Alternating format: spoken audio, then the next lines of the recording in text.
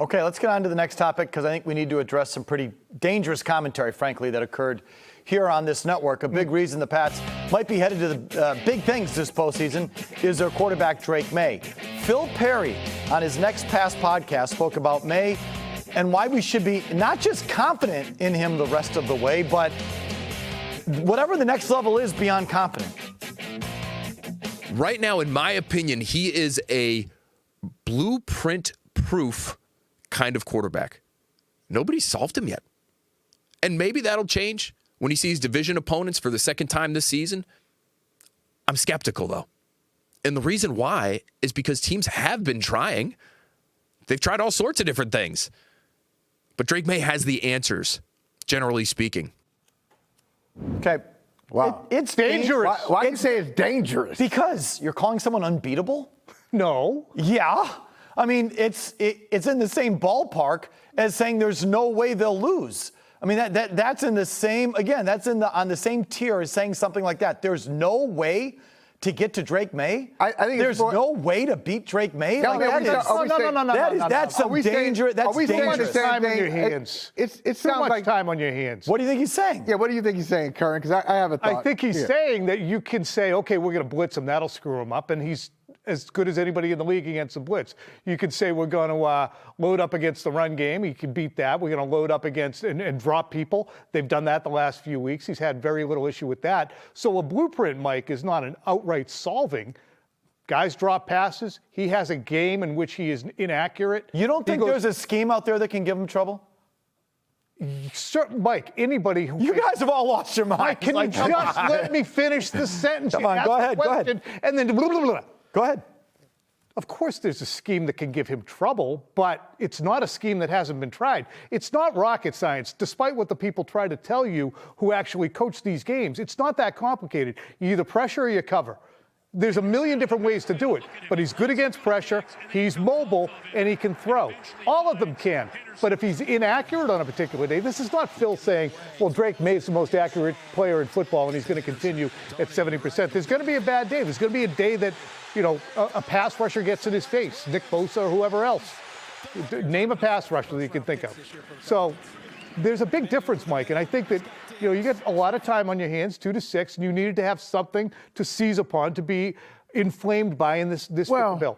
Well, he did say he was blueprint proof. I mean, that's a big statement. I mean, what does he say? Blueprint is different than saying this will beat him.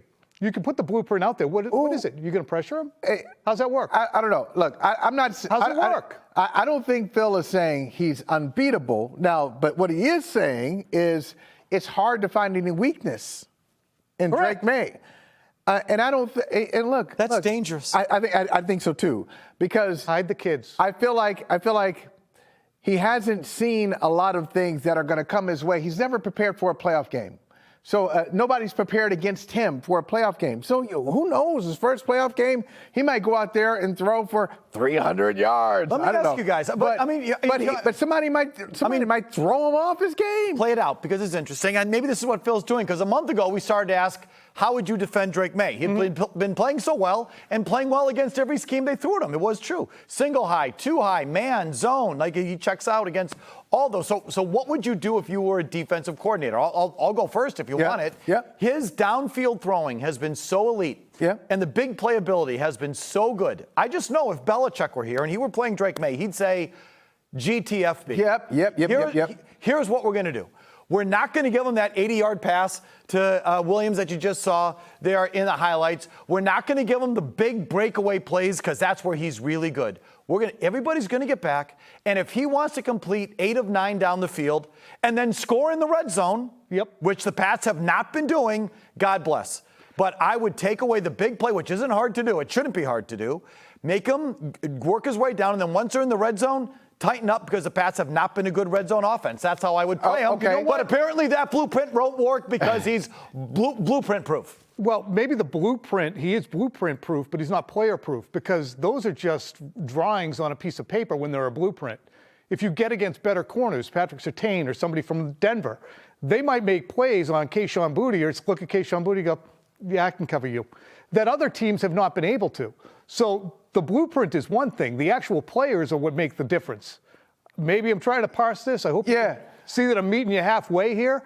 But I'm saying that the players can carry things out, but there's no plan that says, well, this will definitely screw them up. It's players who can do it. Yeah, that's fair. Okay, I got the blueprint, and I got the originator of the blueprint, because what Mike just described, I know who that is, and we'll see if other teams can pull it off. But that's the D'Amico Ryans plan. That's D'Amico Ryans. We'll rush 4, we'll drop 7.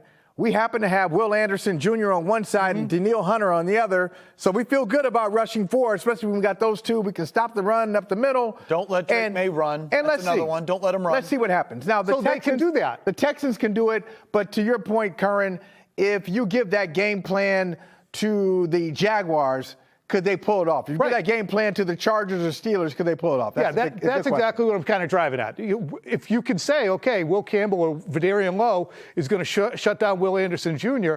and not suffer 8 sacks or whatever it was they had a couple weeks ago against, I think, Justin Herbert or Mahomes. No, against Josh Allen. I mean, you guys are saying the same thing, that it's only the players that can stop him. There's no approach that he could have trouble with. I think we've come to some kind of an agreement here. Not really. It's détente. Not really. I don't think you need elite talent. You're conditioned to disagree.